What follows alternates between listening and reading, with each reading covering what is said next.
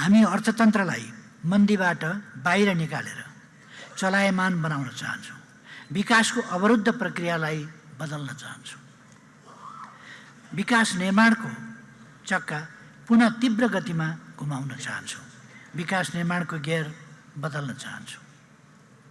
यसका लागि लगानी बढाउन चाहन्छौँ। महँगी नियन्त्रण र अन्य उपायहरू मार्फत जनतालाई राहत दिन चाहन्छौँ। हाम्रो जोड उत्पादन वृद्धि र उद्यमशीलता प्रवर्धनमा हुनेछ। यसले मात्रै जनताको चिर प्रतिष्ठित समृद्धिको आकाङ्क्षालाई पुरा गर्न सक्नेछ र रोजगारी र युवा प्रवासनको चुनौतीलाई समाधान गर्न सक्नेछ। एकाध औपनिवेशिक देशको अपवादलाई छोड्ने हो भने कुनै पनि देश आफै बनेको अरूले आएर बनाइदिएको होइन। आज विकसित अवस्थामा पुगेका मुलुकहरू पनि हाम्रो जस्तो उतार चढाव, सफलता विफलता, अविकास र अल्प विकासको प्रक्रिया पार गरेरै यस बिन्दुमा पुगेका हुन्। हरेक नागरिकले आफ्नो मुलुक आफैले बनाउने हो।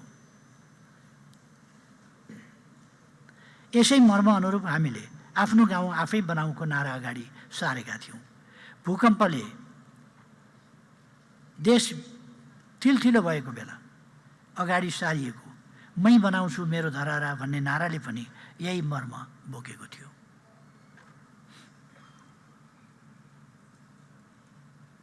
हामी चाहन्छौँ सरकारले म बनाउँछु मेरो देश भन्ने सङ्कल्पलाई समाजमा स्थापित गर्न कदम चालोस्। निश्चय नै देशमा समस्या छन्, विकृति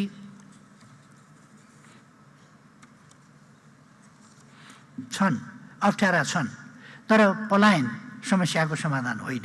हामीले यी समस्यालाई नसच्याउने हो भने अरू कसले सच्याइदिन्छ त? हामी समाजवादका पक्षधर शक्ति हौँ। हाम्रा निम्ति समाजवाद केवल राजनैतिक प्रणाली मात्रै होइन, यो मानवतावादी, मानव केन्द्रित अर्थसामाजिक व्यवस्था समेत हो। यसले एउटा जिम्मेवार सरकारको परिकल्पना गर्छ। त्यसैले हामी यस्तो जिम्मेवार सरकारको अपेक्षा गर्छौँ जसले कोही पनि पछाडि नपरुन्, विकासको यात्रामा कोही पनि नछुटुन् भनेर योजनाबद्ध ढङ्गले काम गर्छ। लोक कल्याणकारी राज्यको जिम्मेवारी वहन गर्छ। जसको अभिभावक छैन त्यसको अभिभावकत्व सरकारले लिन्छ। जो बेसहारा छ त्यसको सहारा सरकार बन्छ। सामाजिक न्याय र सुरक्षा तथा प्रत्येक नागरिकको मौलिक हकको रक्षा गर्छ। ठुलो जनसङ्ख्यालाई गरिबीको रेखामुनि अल्पत्र छोडेर सानो समूह मात्रै सम्पन्न हुने कुरालाई साँचो समृद्धि मान्न सकिँदैन। भोकमरी, गरिबी र अभावको बीचमा समृद्धि प्राप्त हुन सक्दैन। सक्नेले लुट्ने होइन, सबै माथि उठ्ने समाजको हामीले परिकल्पना गरेका हौँ। हामीले 15औं पञ्चवर्षीय योजना र 25 वर्षीय दीर्घकालीन सोच बनाइरहँदा यिनै विषयलाई केन्द्रबिन्दुमा राखेका थियौँ। सोही अनुरूप समृद्धिका 4 आयाम र सुखका 6 आयामको परिभाषा गरेका छौँ। हाम्रो ध्यान सुशासनमा केन्द्रित छ। भ्रष्टाचारको विषाक्त असर राज्यका विभिन्न संस्था, राजनीतिक व्यक्ति, प्रशासन संयन्त्र र सिङ्गो समाजलाई नै सङ्क्रमित गर्ने गरी बढ्नु र यसका विरुद्धको लडाईँ प्रभावकारी हुन नसक्नु लोकतन्त्रका लागि राम्रो लक्षण होइन। भ्रष्टाचारमा संलग्न समूह सानो छ, तर सुशासन सम्बन्धी संयन्त्र सक्षम हुन नसक्दा, दुधको दुध पानीको पानी गरेर दोषी निर्क्योल हुन नसक्दा र उनीहरूलाई दण्डित गर्न नसक्दा सबै उस्तै हुन् भन्ने भ्रम प्रचार गर्नेहरूलाई सजिलो भएको छ। यस भ्रमलाई व्यवहारबाटै खण्डित गर्नुपर्छ। सुशासनका मामलामा पार्टीको स्पष्ट, सुसङ्गत र सम्झौता रहित मान्यता छ। दोषी कोही नउम्क्युन्, निर्दोष कोही नफसाइयुन्। भ्रष्टाचार विरोधको एजेन्डालाई मौसमी रूपमा उठाउने, बिसाउने, यसलाई आफ्ना राजनीतिक अभिष्ट पुरा गर्ने र प्रतिशोध साध्ने तरिकाले भ्रष्टाचार कहिल्यै नियन्त्रण हुँदैन। हाम्रा विरुद्ध कुप्रचारको बाढी चलिरहेको बेलामा पनि हामीले शान्त ढङ्गले चुनौती दिइरह्यौँ। तिमीलाई जुन फाइल खोल्न मन छ खोलेर अनुसन्धान गरे हुन्छ। सदाचारप्रतिको आफ्नो अटल निष्ठाको नैतिक बलमा हामीले यसो भन्न सकेका हौँ, हाम्रा विरुद्ध भनेर हल्ला खल्ला गरिएका केसहरूमा भइरहेका अनुसन्धान र अभियोजनले यस सम्बन्धी वास्तविकता स्पष्ट पार्छ। हामी चाहन्छौँ सरकार भ्रष्टाचारका विरुद्ध निर्ममतापूर्वक प्रस्तुत होस् र सुशासनको प्रत्याभूति गरोस्। सुशासन स्थापनाको अभियानमा पार्टी सधैँभरि सकारात्मक, सक्रिय र सहयोगी भूमिकामा रहनेछ। हामी सङ्क्रमणकालीन न्यायको बाँकी काम अविलम्ब टुङ्ग्याउन चाहन्छौँ। पीडितहरू हिजो पनि पीडित, आज पनि पीडित हुने स्थिति नबनोस्। सङ्क्रमणकालीन न्यायका नाममा सङ्क्रमणकालीन अन्याय नहोस् भन्ने हाम्रो भनाइ हो। पीडित केन्द्रित, पीडित मैत्री तरिकाबाट यसलाई टुङ्ग्याइनु पर्दछ। सशस्त्र द्वन्द्वमा हामी तटस्थ थियौँ। हामीले हिंसाको आलोचना गरेका थियौँ। हिंसा त बाध्यता पो हुनुपर्ने हो, तर कतिपयले यसलाई शोकको विषय, छनौटको विषय बनाउनु भएको थियो। त्यसप्रति हामीले असहमति जाहेर गरेका थियौँ। हामी सरकारमा रहँदा पनि भनेका थियौँ हामी यस विषयलाई छिटोभन्दा छिटो टुङ्ग्याउन चाहन्छौँ। तर विभिन्न पार्टीहरूको स्वार्थ केन्द्रित दाउपेचमा परेर यो विषय अझै टुङ्गिन सकेको छैन। हामी पीडित केन्द्रित विधि र संरचना निर्माण गर्दै यस विषयलाई समाधान गर्न चाहन्छौँ। विविधता र बहुलता हाम्रा पहिचान हुन्। यिनीहरू हाम्रो राष्ट्रिय एकताका आधार हुन्। हामी सामाजिक न्यायको प्रक्रियाबाट विविधता र बहुलतालाई पहिचान र सम्मान गर्न चाहन्छौँ। यिनलाई सामाजिक सद्भाव कायम गर्ने तथा राष्ट्रिय एकतालाई बलियो बनाउने माध्यमका रूपमा विकास गर्न चाहन्छौँ। जनताको बहुदलीय जनवादले समाजमा दलहरूबीच स्वस्थ प्रतिस्पर्धा र लोकतान्त्रिक अभ्यासको परिकल्पना गर्छ। त्यसरी नै जबजले बहुलवादी खुल्ला समाजको मान्यतालाई अङ्गीकार गर्छ। यसै मान्यताका आधारमा सबै खाले विविधता र बहुलताको सम्मानका साथै तिनीहरूबीच सहअस्तित्व, सहिष्णुता र सहकार्यको परिकल्पना गर्छ। हामी सबै संस्कृतिलाई समान भावका साथ सम्मान गर्छौँ। धार्मिक आस्था व्यक्तिगत अधिकारको विषय हो, त्यसलाई संरक्षण गर्छौँ। समाजमा विद्वेष र सन्देह फैलाउने र राष्ट्रिय एकतामा आघात पुर्याउने प्रवृत्ति राष्ट्रिय हुन सक्दैनन्। हामी कुनै पनि अतिवादको विरोध गर्छौँ। हामी चाहन्छौँ सरकार सामाजिक सद्भाव र राष्ट्रिय एकतालाई प्रवर्धन गर्ने विषयमा प्रभावकारी भूमिकामा स्थापित होस्। गर्नुपर्ने कामहरू धेरै छन्, तर विभिन्न सीमाहरूका कारण हामी अहिले यिनै प्राथमिकताका आधारमा सरकारलाई अघि बढाउन चाहन्छौँ। पार्टीको नीतिगत अगुवाई र पहलकदमीमा 5 राजनीतिक दलको न्यूनतम नीतिगत प्राथमिकता र साझा सङ्कल्प तयार भई सार्वजनिक भइसकेको छ। दस्तावेजमा संविधानको मर्म र भावना विपरीत राज्य सञ्चालनमा प्रकट विचलन रोकी सङ्घीय लोकतान्त्रिक गणतन्त्रलाई सुदृढ गर्न विद्यमान आर्थिक शिथिलता, दण्डहीनता एवं व्यावसायिक निराशालाई चिर्दै जनतामा राज्यप्रति आशा र भरोसा पैदा गर्न, विशेषतः युवाहरूमा प्रकट नैराश्यता, आक्रोश र नकारात्मक सोचमा परिवर्तन गरी सबै सङ्घर्ष र आन्दोलनले ल्याएको दूरगामी महत्त्वका उपलब्धिको रक्षा गर्न, राष्ट्रिय स्वाधीनता, सार्वभौम सत्ता र भौगोलिक अखण्डता र नेपाल राष्ट्र तथा नेपाली जनताको सर्वोपरि हितलाई केन्द्रमा राखी सुदृढ र सन्तुलित अन्तर्राष्ट्रिय सम्बन्ध विकास गर्न र प्रत्येक नेपालीलाई आफ्नो इतिहास र स्वाभिमान, सङ्घर्ष र बलिदान, परिवर्तन र उपलब्धिप्रति गौरवबोध गराउन तथा राष्ट्रिय आवश्यकता तथा जनचाहना अनुरूप समाजवाद उन्मुख आर्थिक सामाजिक रूपान्तरणका लागि राजनीतिक स्थायित्व, सुशासन, विकास र सामाजिक न्यायसहित समृद्ध नेपाल, सुखी नेपालीको राष्ट्रिय आकाङ्क्षा पुरा गर्ने सङ्कल्प गरिएको छ। यसका लागि देखाएका 13 नीतिगत प्राथमिकता निर्धारण गरिएको छ। 1. अर्थतन्त्रमा उत्पादनदेखि उपभोगसम्म र लगानीदेखि व्यापारसम्म देखिएको शिथिलता हटाउन नीतिगत सुधार गर्दै आर्थिक क्रियाकलापलाई तीव्रता दिने। वित्तीय संस्थाहरूमा उत्पन्न समस्या समाधान गर्न विभिन्न समयमा गठित आयोगहरूका सुझावहरूलाई क्रमशः कार्यान्वयन गर्दै सहकारी लघु वित्त संस्था एवं अनुचित लेनदेन सम्बन्धी समस्या समाधान गर्ने। 3. सार्वजनिक सेवा प्रवाहमा सुधार गर्न, सुशासन प्रवर्धन गर्न, व्यावसायिक वातावरण निर्माणमा असहज र असान्दर्भिक नीति र कानुनमा परिमार्जन गर्ने, संगठन संरचनामा कायम रहेको दोहोरोपना हटाई चुस्त र मितव्ययी संरचना निर्माण गर्ने, सङ्घीयता कार्यान्वयनका समस्या समाधान गर्दै राज्यका निकायबीच अन्तर समन्वय कायम गरी प्रविधि आधारित सुधार निर्देशित अनुगमन प्रणाली स्थापना गर्ने। 4. सार्वजनिक पदमा रहेका सबै भ्रष्ट, सबै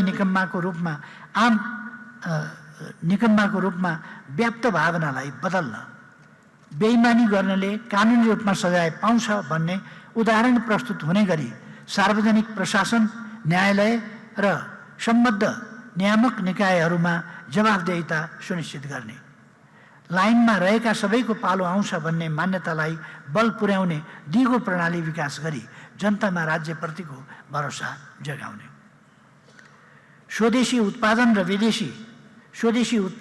र स्वदेशी उपभोगलाई प्रोत्साहन गर्दै राष्ट्रिय पुँजीको विकास गर्ने, कृषिलाई आर्थिक वृद्धि, रोजगारी सृजना, गरिबी निवारण, औद्योगिकरण, निर्यात व्यापार र आपूर्ति व्यवस्था अभिवृद्धिको प्रमुख क्षेत्रका रूपमा विकास गर्ने, भन्सार नियमनका माध्यमबाट समेत स्वदेशी उद्योग र उत्पादनलाई संरक्षण गर्ने, ज्याला रोजगारी र स्वरोजगार दुवै क्षेत्रमा कामको अवसर सिर्जना गर्ने गरी मेक इन नेपाल अभियान सञ्चालन गर्ने, स्वदेशको रोजगारीलाई आकर्षक र मर्यादित बनाउने, वैदेशिक रोजगारीलाई सुरक्षित र सिप सिक्ने माध्यम बनाउने, सबैको समान पहुँच भएको राष्ट्र, समाज तथा जीवनसँग जोडिएको र समय अनुरूप अनुमोदित हुने गुणस्तरीय शिक्षा नीति अवलम्बन गर्दै उद्यमशील शिक्षित युवाको नीति कार्यान्वयन गर्ने, मौलिक हकको रूपमा रहेको स्वास्थ्य, खाद्य, आवास र खानेपानीको अधिकार सुनिश्चित गर्ने, श्रमको सम्मान, मर्यादित काम, न्यायोचित ज्याला, सामाजिक सुरक्षा एवं असल औद्योगिक श्रम सम्बन्धलाई श्रम नीतिका आधारभूत मान्यताका रूपमा स्थापित गर्ने, मजदुर, किसान, श्रमजीवी र विपन्न वर्गलाई समृद्धिको केन्द्रमा राख्ने। 7. राष्ट्रिय पूर्वाधारमा अन्तर्निकाय समन्वय सुनिश्चित गर्ने, यातायात र सडकलाई आर्थिक विकासका पूर्वाधार, आपूर्ति व्यवस्थाको मेरुदण्ड, नागरिकले पाउने सुविधा एवं समुदाय बीचको अन्तर्सम्बन्धको माध्यमका रूपमा विकास गर्ने, पूर्वाधार विकासमा रहेको दोहोरोपन र भौगोलिक तथा प्रादेशिक असन्तुलन हटाउने, पूर्वाधार विकास सम्बन्धी आयोजनाहरू, नीति, कार्यक्रम तथा बजेटमा पर्ने तर वर्षौंसम्म कार्यान्वयन नहुने अवस्थाको अन्त्य गर्ने। 8. विद्युत उत्पादन विस्तार मार्फत आर्थिक वृद्धि दर बढाउने, विद्युतीकरण मार्फत आम नागरिकको जीवन सहज तुल्याउने, इन्धनमाथिको परनिर्भरता न्यून गर्ने, मुलुकको औद्योगिकरणमा टेवा पुर्याउने र नवीकरणीय ऊर्जाको प्रयोग मार्फत वातावरणमा सुधार ल्याउने, आधुनिक सञ्चार मार्फत जनताको सुसूचित हुने अधिकारको प्रत्याभूति गर्ने, प्रविधि मार्फत शिक्षा, स्वास्थ्य, उत्पादन लगायत जीवनका धेरै क्षेत्रलाई सहज तुल्याउने र रोजगारीका अवसर सिर्जना गर्ने।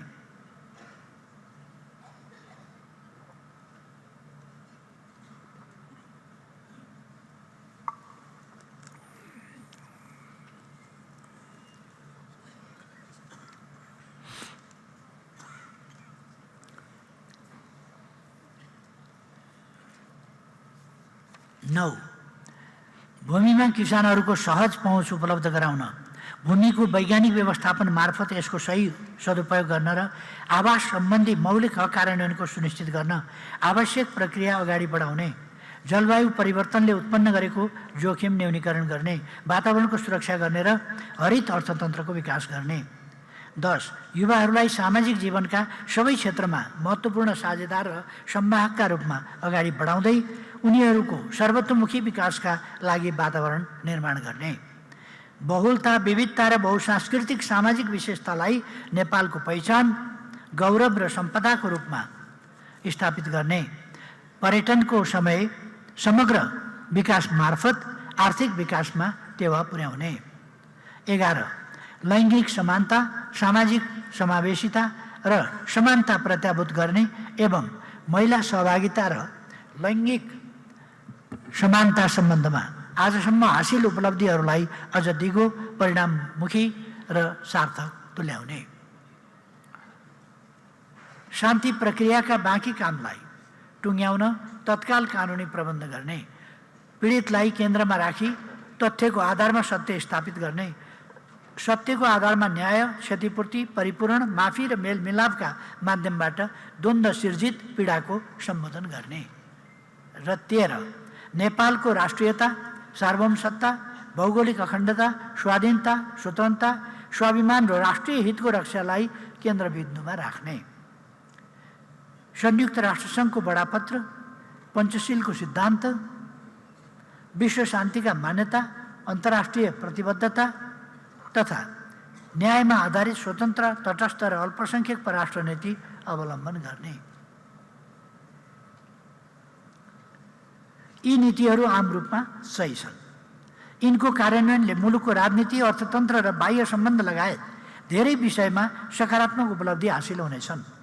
नयाँ सरकार बनेसँगै केही सकारात्मक काम थालनी भएका छन्। सहकारी पीडितहरूको समस्या समाधानका लागि सम्बद्ध मन्त्रालयले सहमति गरेको छ। मिटर ब्याजीहरूसँग सम्झौता भएर सडक आन्दोलन स्थगित भएको छ। किसानहरूसँग दुधको बक्यौता रकम तत्काल भुक्तानी गर्ने सहमति भएको छ। बाँसबारीको 10 रोपनी जग्गा सरकारको नाममा फिर्ता ल्याइएको छ। सरकारले भूमि आयोग गठन गरेर भूमिहीन र अव्यवस्थित बसोबासीहरूका समस्या दिगो रूपमा समाधान गर्ने तयारी गरेको छ।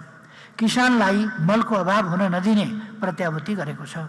हिजो सत्ताको आडमा उन्मुक्ति पाएका या अनुसन्धान र अभियोजन हुन नसकेका कतिपय मुद्दाहरूमा नयाँ ढङ्गबाट स्वतन्त्र अनुसन्धान, अभियोजन र कारबाही सुरु भएको छ। यी विषयहरू सकारात्मक छन्, तर अझै धेरै गर्नुपर्नेछ।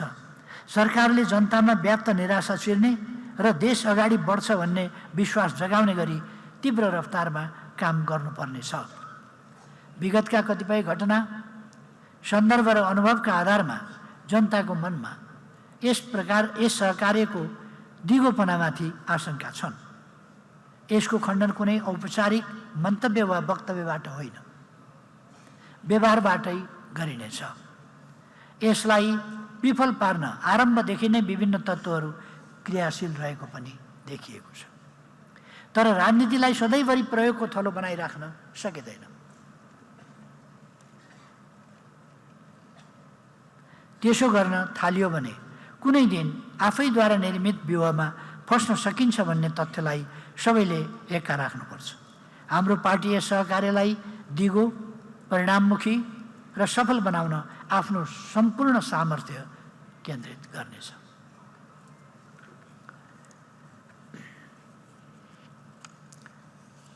अब म राजनीतिक शक्ति सन्तुलन र पार्टीहरू बीचको सम्बन्धका बारेमा केही शब्दहरू राख्नेछु।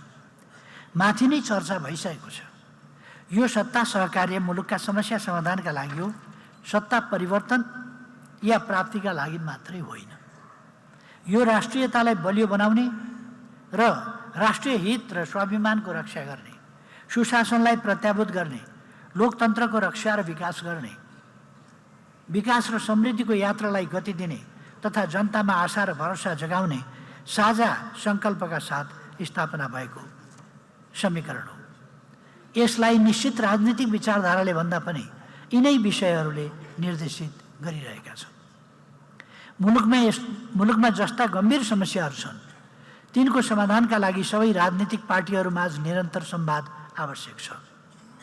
मुख्य प्रश्नहरूमा न्यूनतम समझदारीको खाँचो छ अनि विचार मिल्नेहरूमाझ सहकार्य आवश्यक छ। त्यसैले यति नै बेला निश्चित दल, विचार वा शक्तिलाई निषेध गर्ने गरी अगाडि बढाइने वामपन्थी एकता वा समाजवादी ध्रुव वा अन्य कुनै नाममा गरिने ध्रुवीकरण उचित, व्यावहारिक र लाभदायी हुँदैन। सहकार्य गहिरो हुँदै जाँदा र विश्वासको वातावरण निर्माण हुँदै जाँदा भोलि विचार मिल्नेहरू क्रमशः एकै ठाउँ हुँदै जानेछ। त्यो स्वाभाविक हो, त्यसो हुनु पनि पर्छ। तर आजका दिनमा भने सबै सकारात्मक शक्तिहरूलाई साथ लिएर अगाडि बढ्नु वास्तविकता हो र बढी महत्त्वपूर्ण छ।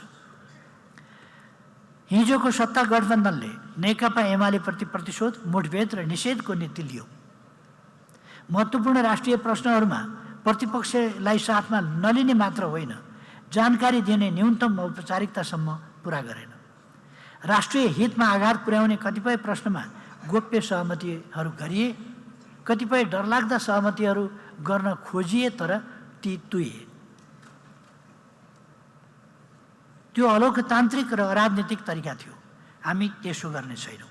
मुलुकको परराष्ट्र नीति, राष्ट्रिय सुरक्षा, विकास र पूर्वाधारका राष्ट्रिय एजेन्डा, सङ्क्रमणकालीन न्याय र संवैधानिक प्रश्नमा प्रतिपक्ष लगायत सबैसँग सार्थक संवाद गर्ने हाम्रो नीति हुनेछ। हामी चाहन्छौँ मुलुकमा सिद्धान्त, विचार र नीतिका आधारमा स्वस्थ प्रतिस्पर्धा होस्। यस्तो प्रतिस्पर्धाले लोकतन्त्रलाई बलियो बनाउँछ। दलहरूबीच सङ्गठनको बलमा र राम्रा काममा स्वस्थ प्रतिस्पर्धा हुने कुराले समाजमा लोकतान्त्रिक संस्कृतिलाई प्रवर्धन गर्छ। अचानक सत्ताबाट बाहिरिनु पर्दा यति बेला नेपाली काङ्ग्रेस आक्रोशित, क्षुब्ध र हताश देखिन्छ। यही हताशाले उसलाई प्रतिशोधको राजनीतिमा पुर्याएको छ। फागुन 21 गतेबाट सुरु भएको नयाँ समीकरणलाई सफल हुन नदिन र भत्काउन उसले हरसम्भव प्रयास गर्यो। त्यसका लागि उसले रासोपा र अन्य कतिपय दलका नेताहरूलाई प्रधानमन्त्री पदको समेत प्रस्ताव गर्यो।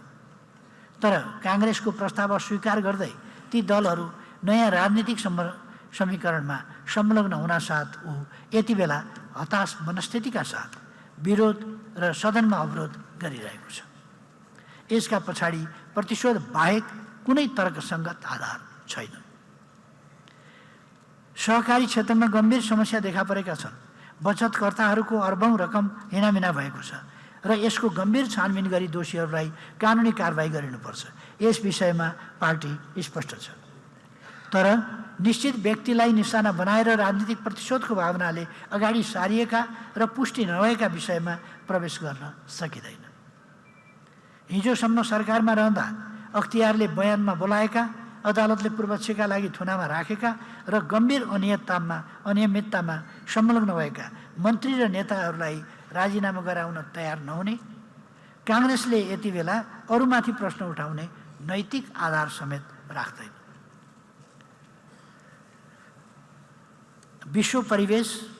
बदलिँदो विश्व परिवेश, भूराजनीति र हाम्रो विदेश नीतिको सम्बन्धमा 2-4 शब्द म फेरि राख्न चाहन्छु।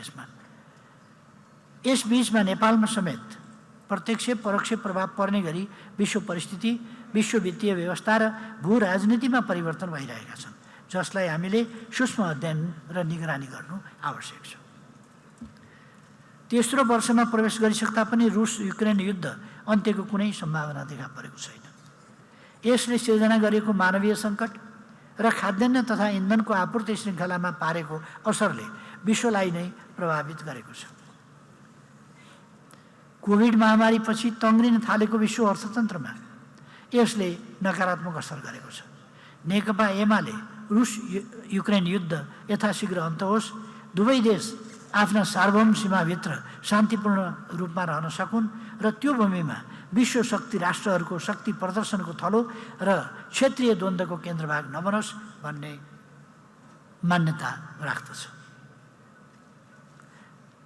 7 अक्टोबर 2023 हमास लडाकुहरूले इजरायलमाथि गरेको साङ्घातिक आक्रमण र त्यसको बदला स्वरूप इजरायलले गाजा क्षेत्रमा सुरु गरेको प्रत्याक्रमणले ठुलो मानवीय सङ्कट निम्त्याएको छ।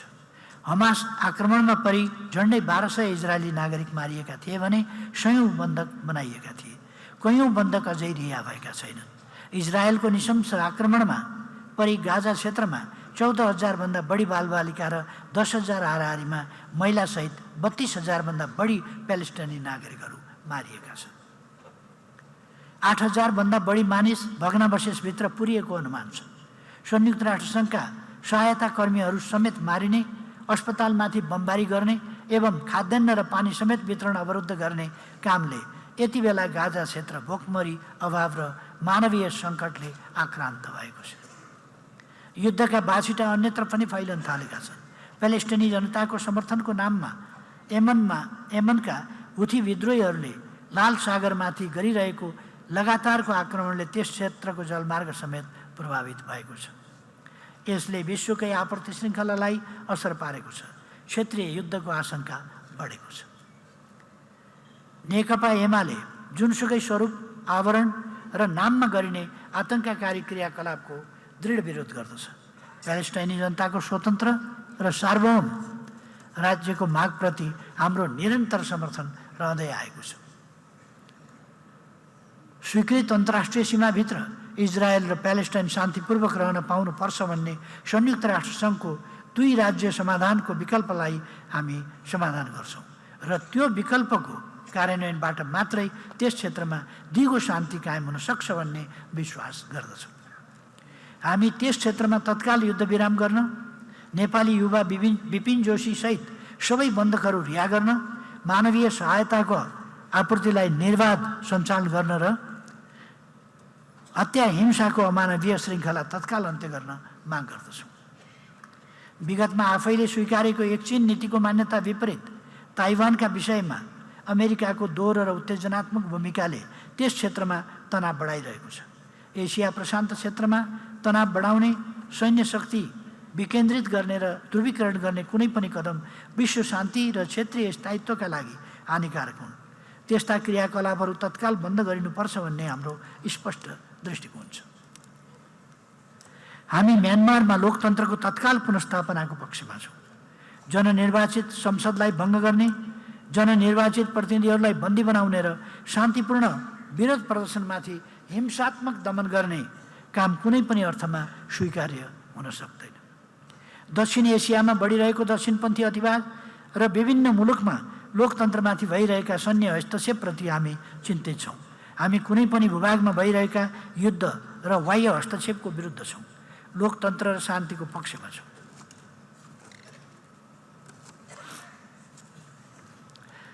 भारत र पाकिस्तान बीचको तनावका कारण दक्षिण एसियामा क्षेत्रीय सहकार्यका प्रयास अवरुद्ध भएका छन्। सार्क निष्प्रभावी र निष्क्रिय अवस्थामा पुगेको छ। बिमस्टेक कामकाजी बन्न सकेको छैन। गरिबी निवारण, जलवायु परिवर्तन र अन्तर्राज्य अपराध रोक्न आवश्यक पर्ने क्षेत्रीय सहकार्यको प्रभावप्रति हामी चिन्तित छौँ। क्षेत्रीय सहकार्यको अभावप्रति हामी चिन्तित छौँ। छिमेकी देशहरूको सार्वभौम सत्ता, संवेदनशीलता र सरकारलाई भारतले आवश्यक ध्यान दिन नसक्दा उसँग यस क्षेत्रका देशहरूको द्विपक्षीय र बहुपक्षीय साझेदारी अपेक्षित मात्रामा अगाडि बढ्न सकेको छैन। नेपालको भारतसँग रहेका सीमा, 1950 को सन्धि, व्यापार घाटा लगायतका विषयहरू अझै समाधान हुन बाँकी छ। बदलिदो भू राजनीति, भू अर्थनीति र शक्ति राष्ट्रहरूका प्रतिस्पर्धाका बीचमा नेपालको राष्ट्रिय स्वाधीनता, स्वाभिमान र राष्ट्रिय हितको रक्षा गर्ने अभिभारा थप जटिल बन्दै गएको छ। हामीले भू राजनीतिमा आएका यी बदलावहरूलाई संवेदनशील दृष्टिले हेर्दै राष्ट्रिय हितको रक्षाका लागि सजग भएर अगाडि बढ्नु पर्दछ।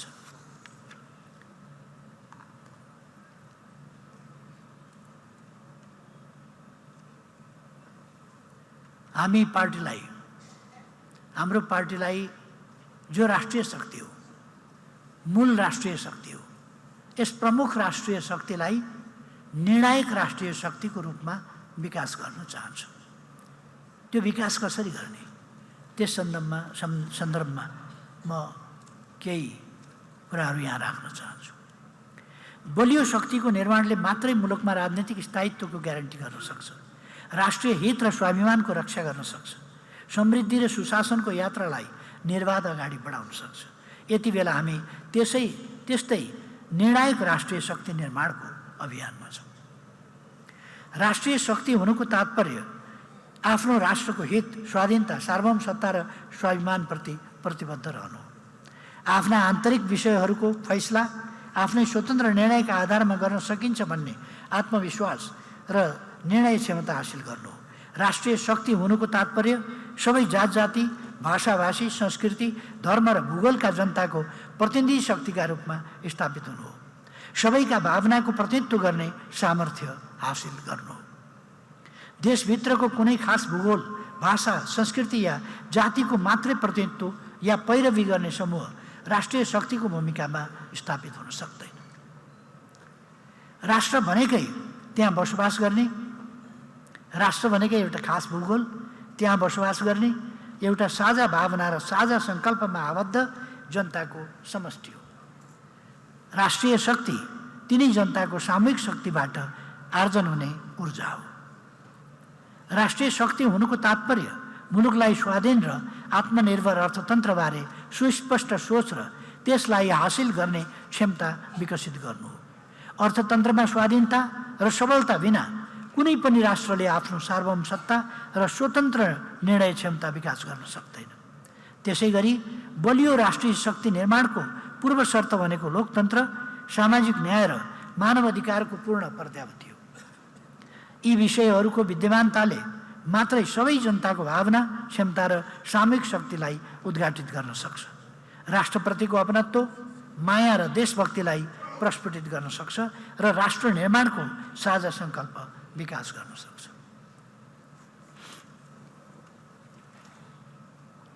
अधिकार खोसिएका, निरङ्कुश बन्धनमा बाँधिएका, न्याय र समानताबाट वञ्चित एवं विभेदमा पारिएका जनतामा राष्ट्र निर्माणको हुटहुटी जगाउन र त्यस अनुकूलको वातावरण निर्माण हुन सक्दैन।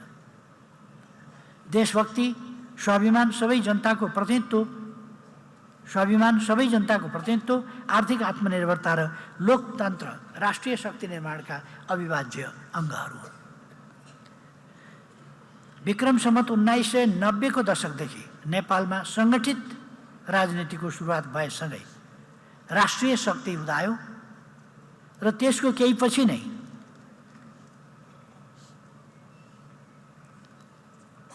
त्यस राष्ट्रिय शक्तिको निर्माण र त्यसको नेतृत्वमा समृद्ध एवं सबल राष्ट्र निर्माण गर्ने धारको प्रारम्भ भयो। अर्कातिर त्यसको केही पछि नै पराश्रय, परमुखापेक्षा र राष्ट्रिय आत्मसमर्पणवादी गरी मूल दुई धारको प्रतिस्पर्धाका बीचबाट आजको राजनीति, त्यस बेलादेखि अहिलेसम्म नै राजनीति यो दुई धारबाट अगाडि बढिरहेको छ। नेपाल कम्युनिस्ट पार्टीको जन्म नै जनतालाई अधिकार सम्पन्न बनाएर बलियो राष्ट्रिय शक्ति निर्माण गर्ने, आफ्नै बलबुतामा प्रजातन्त्र स्थापना गर्ने, आफ्ना मुद्दाहरूको फैसला आफै गर्ने, स्वतन्त्र विदेश नीति र स्वाधीन अर्थतन्त्र निर्माण गर्ने तथा समाजवाद स्थापना गर्दै न्याय, समानता र समृद्धिको जनचाहना पुरा गर्ने लक्ष्यका साथ भएको हो। 75 वर्षको गौरवशाली यात्रामा पार्टीले यिनै उद्देश्यका साथ आफूलाई समर्पित गरेको छ। लोकतन्त्र र जनताका अधिकार स्थापनाका निम्ति पार्टीले गरेको निरन्तरको बलिदानी सङ्घर्ष यसको दृष्टान्त हो। सरकारमा रहँदा होस् वा प्रतिपक्षमा सबै खाले जात जाति, भाषाभाषी, संस्कृति र भूगोलका जनताको एकतालाई प्रवर्धन गर्न, सामाजिक सद्भाव र राष्ट्रिय एकता सुदृढ गर्न तथा सबै खाले अतिवादको विरोधमा पार्टीको सम्झौताहीन सङ्घर्ष यसको उदाहरण हो। सामाजिक न्याय, लैङ्गिक समानता र समावेशिताका माध्यमबाट जनताको सामर्थ्य विकास गर्न पार्टीले अगुवाई गरेका तथ्यहरू आफैमा यसका प्रमाण हुन्।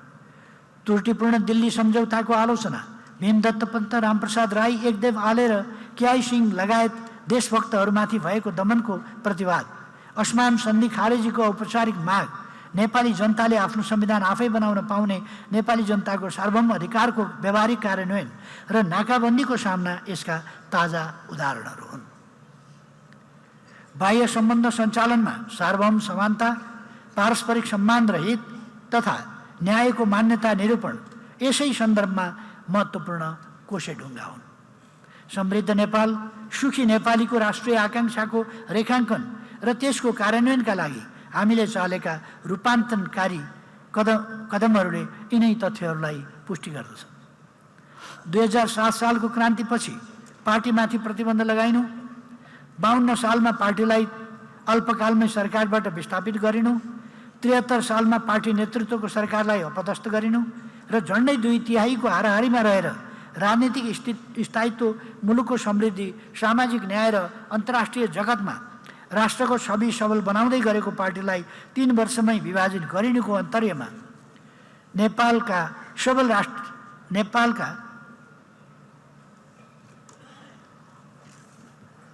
विभाजन गरिनुको अन्तरमा नेपालमा सबल राष्ट्रिय शक्तिको निर्माण र त्यसलाई निर्णायक बिन्दुमा पुग्न नदिने दुराशय नै थियो।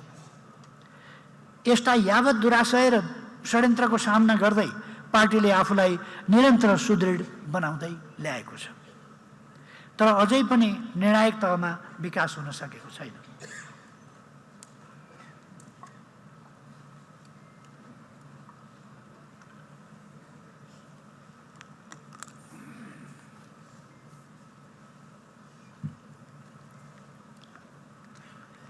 एकाउन्न सालमा तत्कालीन प्रतिनिधि सभाका 205 मध्ये 88 झन्डै 43% स्थानमा विजय हासिल गरेर पार्टीले एउटा उचाइ हासिल गरेको थियो।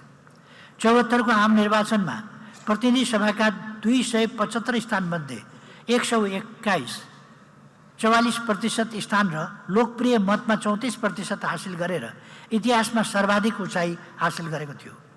पछि नेकपा माओवादी केन्द्रसँग पार्टी एकीकरण गर्दै वामपन्थीहरूको प्रबल बहुमत निर्माण गरिएको थियो।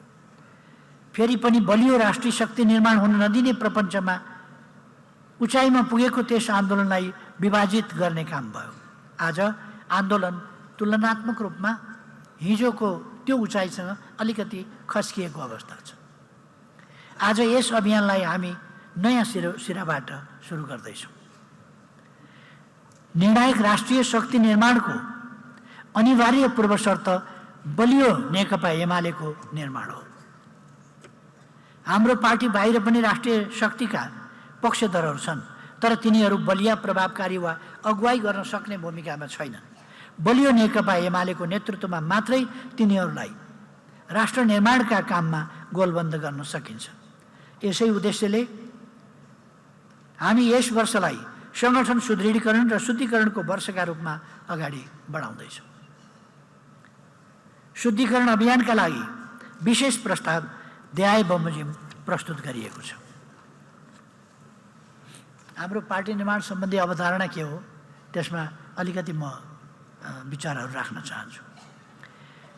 सामाजिक व्यवस्थापनका लागि मानव जातिले विकास गरेका सर्वाधिक महत्त्वपूर्ण कुरा हुन् राजनीति र राजनीतिक पार्टीहरू। राजनीति नै मूल विषय हो जसले समाजलाई निश्चित गन्तव्य निर्धारण गरेर त्यहाँ पुग्ने बाटो तय गरेर त्यसको उद्देश्यका लागि जनतालाई गोलबन्द गर्छ। राजनीतिले राज्य जन्माउँछ र त्यसले पार्टीहरू जन्माउँछ। राजनीतिक पार्टीहरूले नै राष्ट्रिय एकताको आधारभूमि निर्माण गर्दछ र राष्ट्रिय गन्तव्यको पनि निर्धारण गर्दछ। पार्टी निर्माणका दुई अवधारणा प्रचलनमा छन्, मास पार्टी र कार्यकर्ता अथवा क्याडर पार्टी। मास पार्टीमा तहगत कमिटी प्रणाली हुँदैन र नीतिगत तथा नेतृत्व निर्माणमा कमिटीको निर्णायक भूमिका पनि हुँदैन। एक किसिमले भन्ने हो भने त्यहाँ भिडले तत्कालका लागि नीति र नेतृत्व तय गर्छ। कार्यकर्ता पार्टीमा सचेत र क्रियाशील सदस्यले नीति र नेतृत्व निर्माण गर्छन्। तहगत कमिटी प्रणाली संस्थागत निर्णय, सामूहिक नेतृत्व र व्यक्तिगत जिम्मेवारीका आधारमा पार्टी निर्माण र परिचालन गरिन्छ। मास पार्टीको अवधारणा यथास्थिति र तात्कालिक चासोमा मात्र सीमित रहने पार्टीहरूले अपनाएका छन्। यथास्थितिलाई सचेत क्याडर पार्टी चाहिँदैन। यथास्थितिमा रहनका लागि सबल, सक्षम, सही नेतृत्व चाहिँदैन, भिजन चाहिँदैन यथास्थितिका लागि। त्यसकारण उनीहरू यथास्थिति र तात्कालिक चासोमा मात्रै सीमित रहने गर्दछन्। जे छ त्यसैमा वा त्यसमाथि सामान्य सुधारमा सन्तुष्ट हुने हुनाले यो सामान्य सुधार चाहिँ उनीहरू किन गर्छन् भने जनतामा असन्तुष्टि नभड्कियोस् भन्नका लागि मात्रै, जन असन्तुष्टि रोक्नका लागि मात्रै उनीहरूले सामान्य सुधार पनि गर्ने हो यथास्थितिमा। त्यस्तो पार्टीका लागि सचेत, सङ्गठित र सक्रिय कार्यकर्ताको आवश्यकता पर्दैन। तर कम्युनिस्ट पार्टी संस्थागत निर्णयमा आधारित नीति र सचेत नेतृत्वको आधारमा निर्माण हुन्छ। त्यो किनभने यसले एउटा महान गन्तव्य र त्यसमा पुग्ने महान अभिभारा बोकेको हुन्छ। प्रगति र क्रान्तिकारी रूपान्तरणप्रति प्रतिबद्ध, सचेत, सङ्गठित र सक्रिय नेता कार्यकर्ताको बलमा सञ्चालित हुने भएकाले कम्युनिस्ट पार्टीलाई क्याडर पार्टी भन्ने गरिएको हो। त्यसो त क्याडर पार्टी पनि जनताकै त्यसो त क्याडर पनि जनताकै एउटा हिस्सा हो। जनताको राजनीतिक रूपमा सचेत, सङ्गठित र क्रियाशील हिस्सा हो। प्रतिबन्धित अवस्थामा काम गरेका, क्रान्तिका लागि गैर संवैधानिक बाटो अवलम्बन गरेका र क्रान्ति सम्पन्न भएपछि बनेको संविधानमै कम्युनिस्ट पार्टीको नेतृत्व अनिवार्य हुने प्रावधान राखी आम रूपमा एकदलीय या बहुदलीय सहयोगात्मक प्रणाली अपनाइरहेका कम्युनिस्ट पार्टीका अनुभव एक खालका छन्। आम रूपमा प्रतिपक्षीय भूमिकामा रहेर आन्दोलन गरिरहेका कतिपय पार्टीका अनुभव फरक खालका छन्। हामी क्रान्ति र समाजवाद निर्माणको मात्रै होइन, पार्टी निर्माणको पनि मौलिक ढाँचा र मान्यता विकास गर्दै अघि बढिरहेका छौँ। बहुदलीय प्रतिस्पर्धा, शान्तिपूर्ण बाटो र संवैधानिक माध्यमबाट समाजवादको आधार निर्माण गर्ने मौलिक कार्यदिशासहित पार्टी निर्माणको अभियानमा हामी छौँ। यसैले पार्टी निर्माणका कतिपय अन्तर्राष्ट्रिय अनुभव हाम्रो सन्दर्भमा सान्दर्भिक देखिँदैन। हामी तिनीहरूबाट शिक्षा लिन सक्छौँ, तर नकल गर्न सक्दैनौँ अथवा त्यसमाथि भर पर्न सक्दैनौँ। आफ्नो मौलिकतामा सृजनात्मक ढङ्गले अगाडि बढ्नुपर्छ। 5औं राष्ट्रिय महाधिवेशन पूर्व हामीले पनि आफ्नो पार्टीलाई कार्यकर्ता पार्टी भन्दै आएका थियौँ। 5औं राष्ट्रिय महाधिवेशनपछि जननेता मदन भण्डारीको अगुवाईमा हामीले कार्यकर्ता पार्टीको अवधारणालाई जनआधारित कार्यकर्ता पार्टीमा विकसित गरेका छौँ। यसको मूल मर्म हो, कार्यकर्ता पार्टी पनि जनतामा आधारित हुनुपर्छ।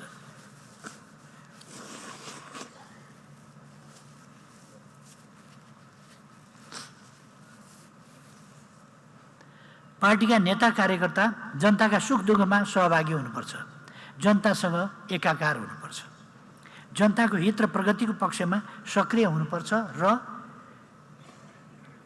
जनताबाट आवधिक रूपमा अनुमोदित हुनुपर्छ।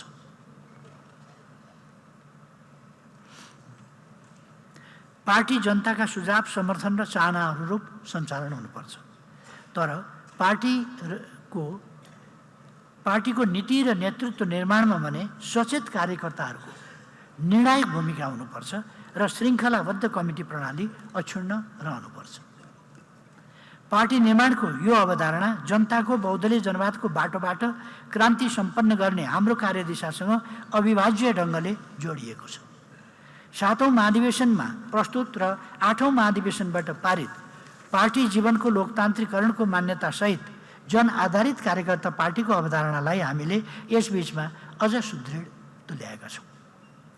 हाम्रो पार्टीको सङ्गठनात्मक सिद्धान्त जनवादी केन्द्रीयता हो। जनवादले पार्टीको सार्वभौम अधिकार पार्टी सदस्यमा निहित रहने सुनिश्चितता गर्छ।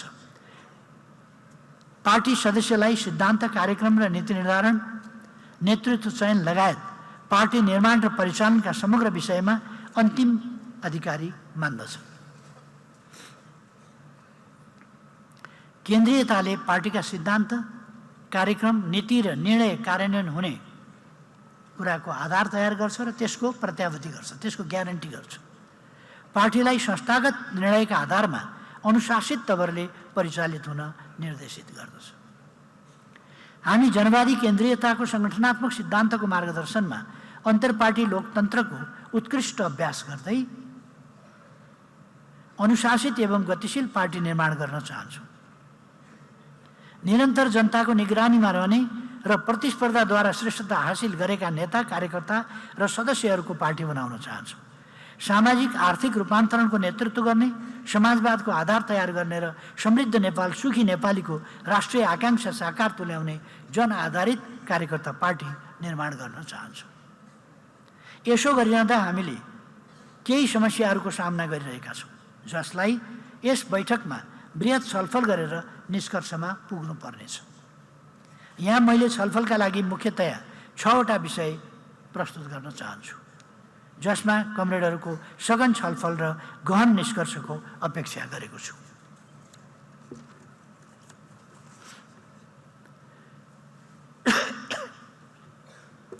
जनआधारित कार्यकर्ता पार्टी निर्माणका समस्या सम्बन्धमा विचार गर्नुपर्ने 6वटा प्रश्नहरू। 1. पार्टी सदस्यता वितरण, नवीकरण र परीक्षणको सम्बन्धमा के कसरी?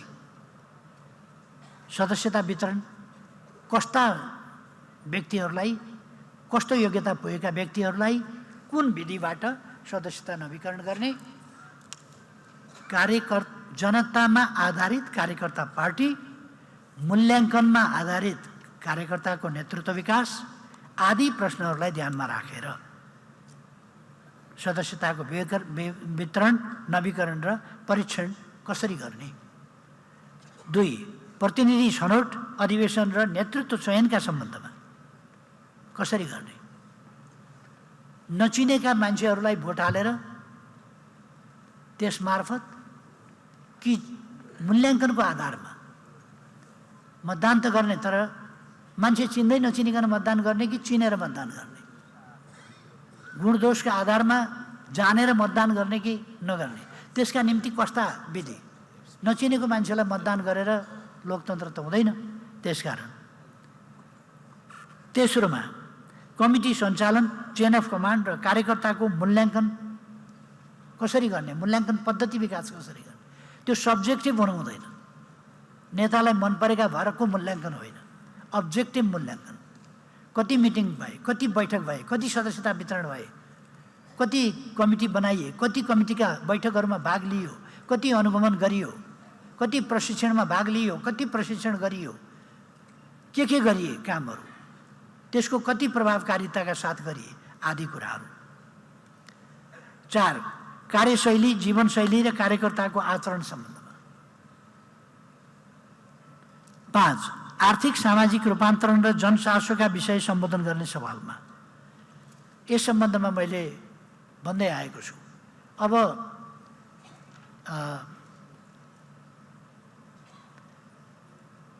हामी जनताले के चाहन्छ भने नेता आफू जस्तै मात्रै होइन, आफूभन्दा पृथक हुनुपर्छ, त्यो अपेक्षा गर्छ।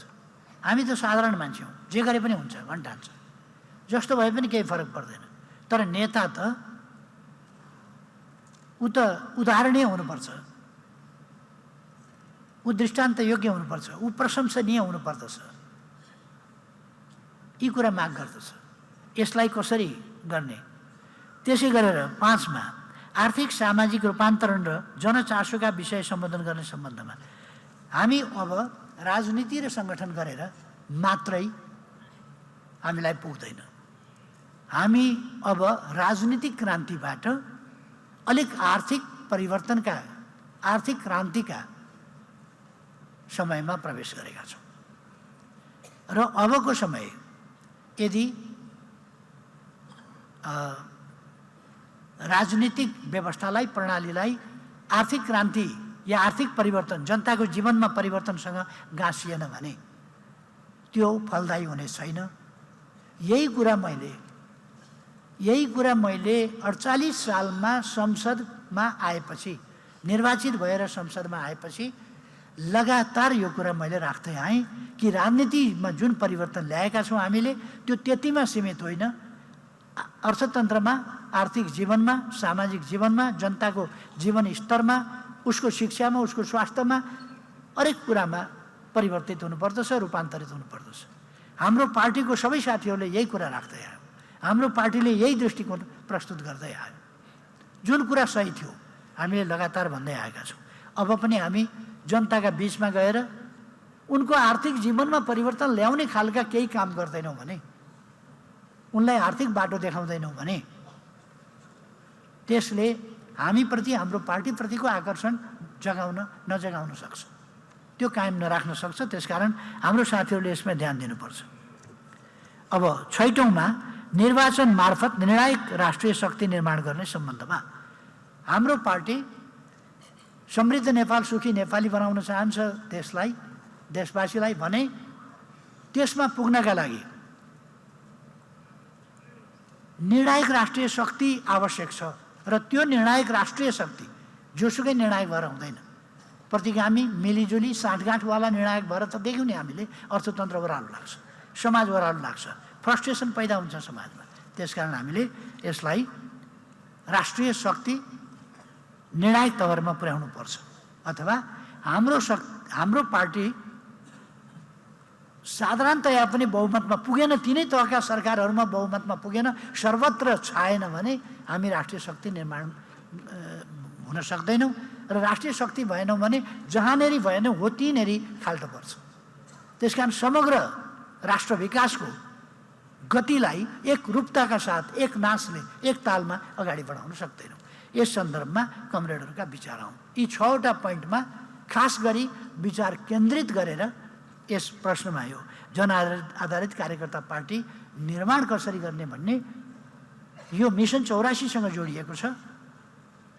यो निर्णायक राष्ट्रिय शक्ति निर्माणसँग जोडिएको छ। यो समृद्ध नेपाल सुखी नेपालीको राष्ट्रिय आकांक्षा र हाम्रो गन्तव्य साकार पार्ने कुरासँग जोडिएको छ। त्यसकारण यी विषयहरूमा केन्द्रित भएर कमरेडहरू अगाडि बढौँ भन्ने आग्रह गर्न चाहन्छु। कमरेडहरूबाट यो कुराहरू छलफलको क्रममा ठोस रूपमा आउनेछन्, लिखित रूपमा पनि आउनेछन् भन्ने मैले विश्वास लिएको छु। प्रिय कमरेडहरू, 10औं राष्ट्रिय महाधिवेशन पछिको 2.5 वर्षको हाम्रो यात्रा सफल र प्रभावकारी रहेको छ। इतिहासकै प्रतिकूल परिस्थितिलाई हामीले सम्हालिएर सामना गरेका छौँ। यसले हाम्रो प्रतिरोधी क्षमता, एकातिर प्रतिरोधी क्षमता र अर्कोतिर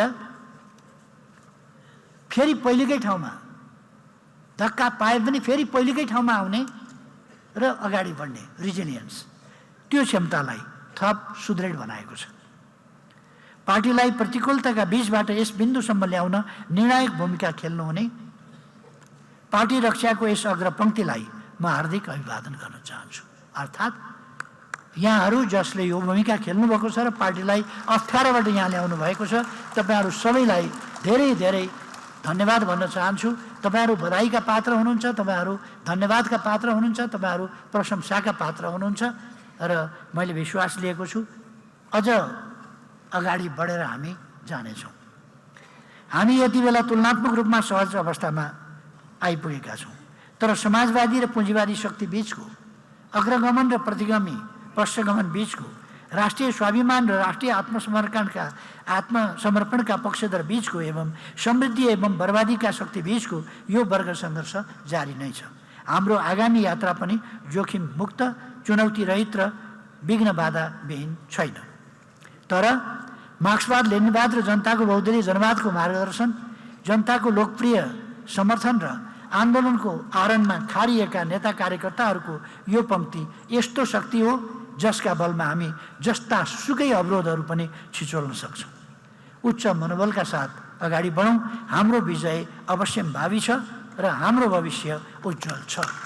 धन्यवाद।